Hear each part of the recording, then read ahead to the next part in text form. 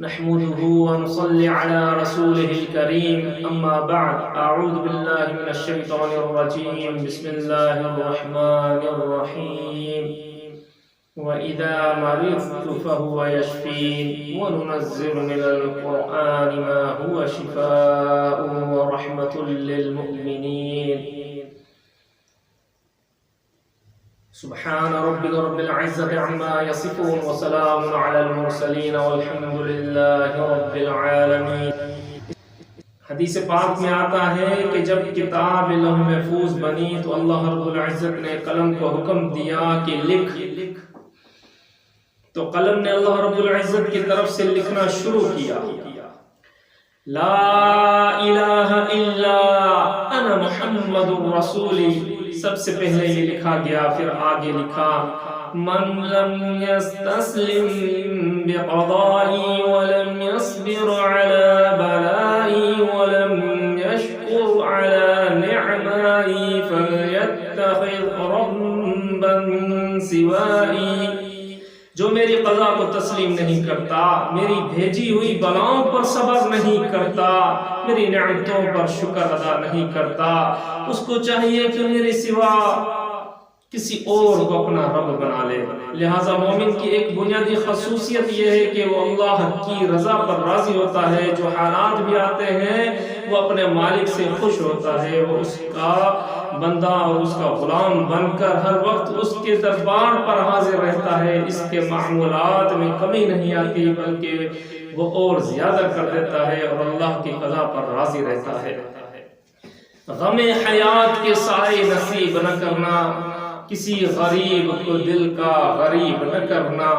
میں امتحان کے قابل نہیں میرے مولا،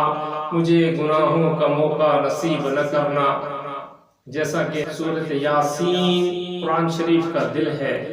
پہلے زمانے 28 حروف ہیں، 28 حروف میں سے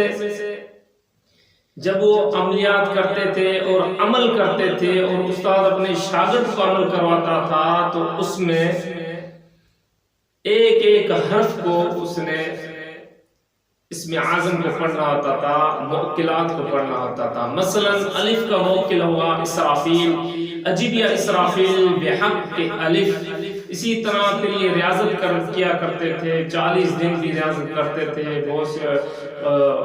عامل حضرات کہتے تھے کہ 28 دن اس کو پڑھو، پھر مثالوں کے سال لگا کرتے تھے۔ پھر ہمارے مفسرین، ہمارے عاملین حضرات نے جدید دور کے حساب سے ترقی کی تو قرآن شریف کی ایک ایسی آیت کو ڈھونڈا جس کے اندر یہ 28 حروف موجود ہیں۔ وہ آیت، اس آیت کا نام بھی رکھ دیا آیت قطب، یہ قرآن شریف کی آیت قطب ہے، اس کو کہتے ہیں۔ اس کے اندر اس کی خاصیت یہ ہے کہ الف سے لے کے یا تک 28 کے 28 حروف اس آیت کے اندر موجود ہے۔ سورۃ آل عمران تو بہت بڑی ہے اور اس کے اندر ایک آیت ہے، اس آیت کے اندر اللہ نے ایسی یعنی پورے قرآن شریف کے جو 28 حروف ہیں وہ اس کے اندر ڈال دیے۔ اس لیے میں آپ کو قرآن شریف کی آیت بھی پڑھ کے سناتا ہوں۔ اکثر ہمارے پاس اب شکایتیں آتی ہیں کہ ناسور کی بیماری بہت زیادہ ہوگی،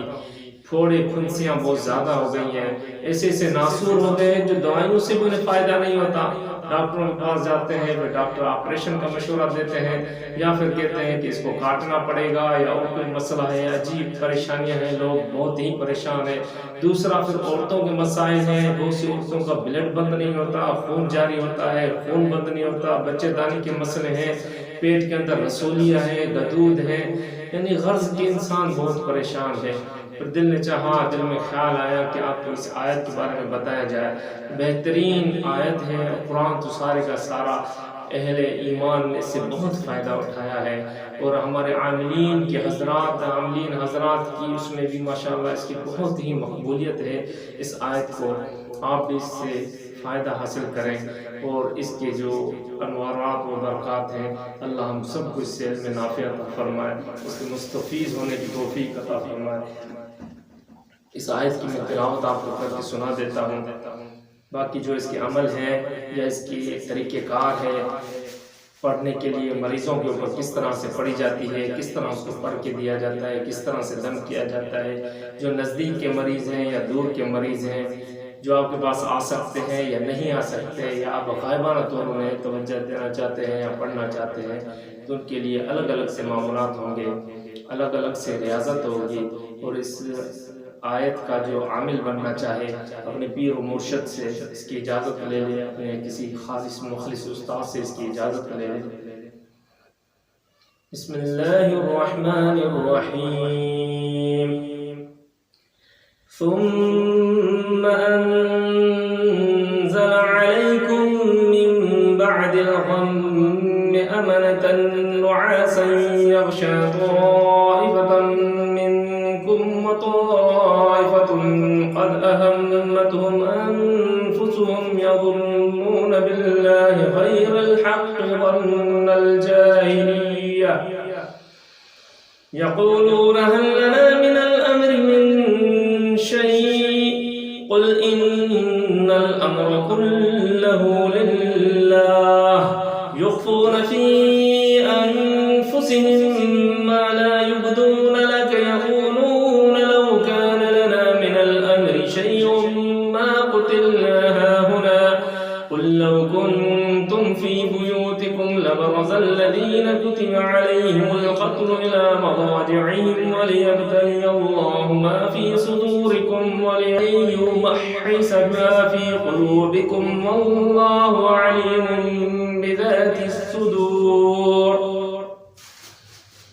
صدق الله العلي العظيم. غم حیات کے سائے نصیب نہ کرنا، کسی غریب کو دل کا غریب نہ کرنا. میں امتحان کے قابل نہیں میرے مولا، مجھے گناہوں کا موقع نصیب نہ کرنا. وآخر دعوانا ان الحمد للہ رب العالمین.